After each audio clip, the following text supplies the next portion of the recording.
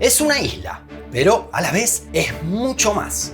Una historia intrincada de guerras, diplomacia y métodos no convencionales para lidiar con el conflicto. Te invitamos a conocer Taiwán y las curiosidades más llamativas de su relación con China. Determinar qué es o qué no es un país no es tan sencillo. Casi toda la comunidad internacional considera que Somalia lo es, pero en la práctica no controla gran parte de su territorio. Del otro lado, en la República de China, tal cual es su nombre formal, viven 23 millones de personas. Tiene autoridades, leyes, fuerzas armadas y ejerce la soberanía en decenas de islas. Pero muy pocos estados extranjeros lo reconocen como tal. En total son casi 36.000 kilómetros cuadrados, por lo que es más grande que Bélgica y la mitad que Panamá. La gran mayoría se encuentran en la isla de Taiwán, que es la más grande y relevante y que da nombre a toda la nación de manera informal. La distancia media con el continente es de 180 kilómetros. Allí aparece lo que todos solemos llamar China, de forma cotidiana. Pero, en rigor, el nombre de Taiwán es República de China y se encuentra frente a la República Popular de China, el país más poblado del mundo. Esta rareza lleva más de 70 años entre nosotros.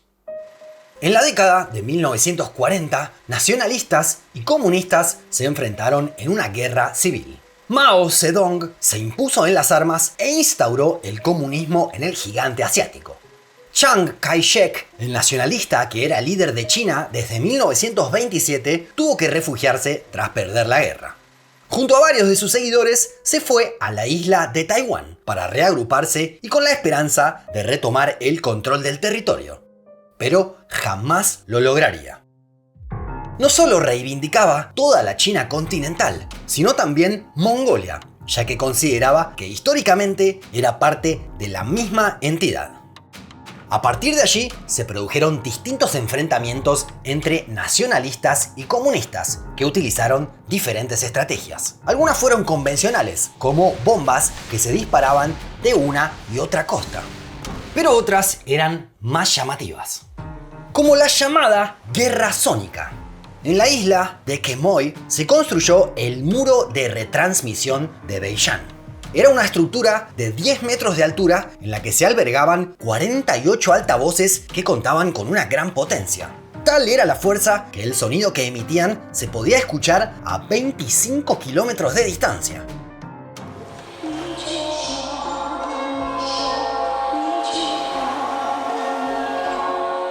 Desde allí se transmitió durante todo el día sin interrupciones por más de 2 décadas. En general se reproducía música taiwanesa y era una suerte de tortura psicológica para los habitantes de la costa. A ambos lados se vivió una pesadilla durante años, ya que los sonidos eran constantes e insoportables, lo que obviamente repercutió en la salud de los habitantes. En las últimas décadas, con las relaciones algo más distendidas, la zona se abrió al público y recibe a muchos turistas curiosos que provienen del continente. La cuestión es que a partir de aquella división, con comunistas en el continente y nacionalistas en la isla, comenzó una gran batalla diplomática. Al comienzo, la mayoría de la comunidad internacional reconocía a Chiang Kai-shek y a su régimen como legítimas autoridades de China. Sin embargo, poco a poco, la mayoría de los países comenzaron a cambiar su parecer. Con el despegue económico de la China continental, cada vez más estados la reconocieron y al mismo tiempo dejaban de aceptar a Taiwán. Es que en el país que ahora gobierna Xi Jinping reina la política de una sola China.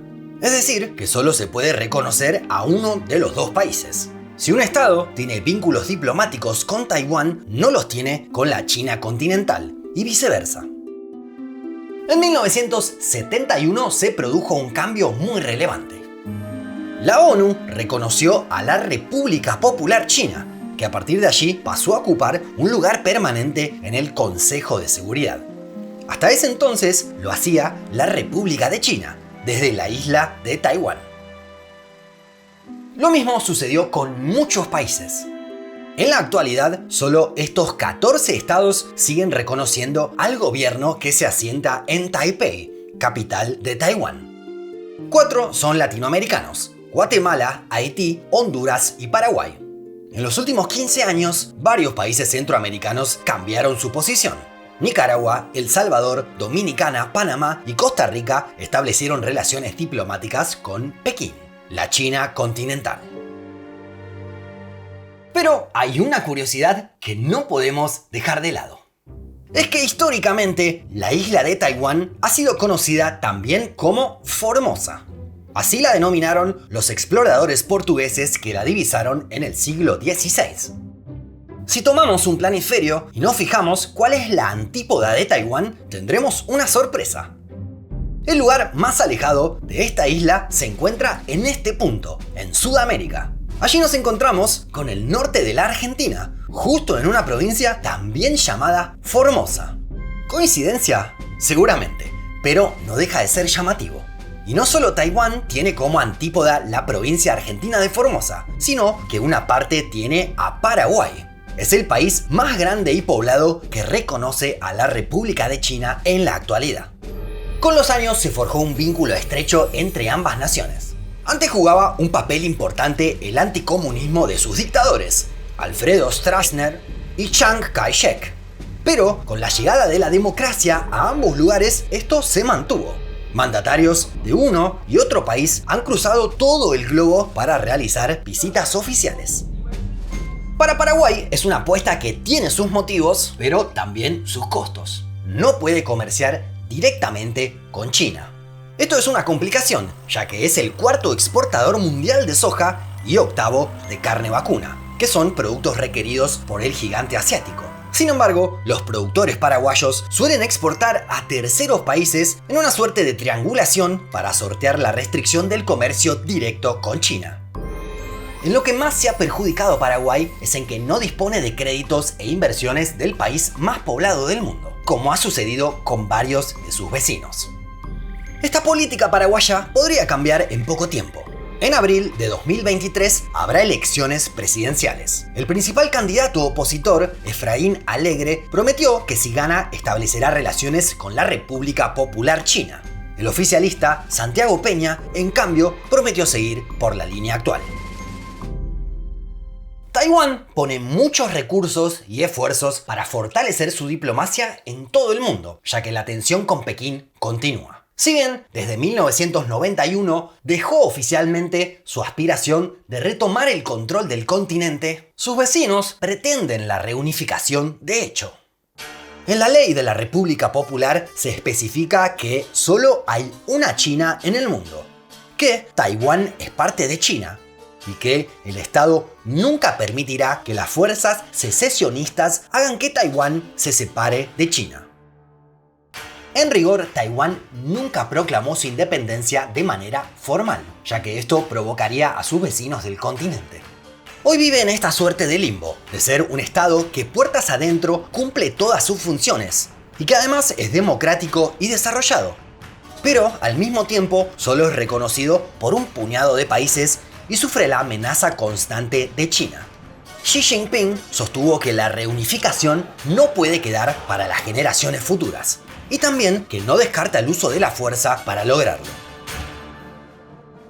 Está claro que la potencia de ambos lugares es muy desigual, pero los isleños confían en otras cuestiones, como su alianza con Estados Unidos, a quien le sirve por su enfrentamiento con Pekín. Y también el desarrollo tecnológico logrado en Taiwán es clave.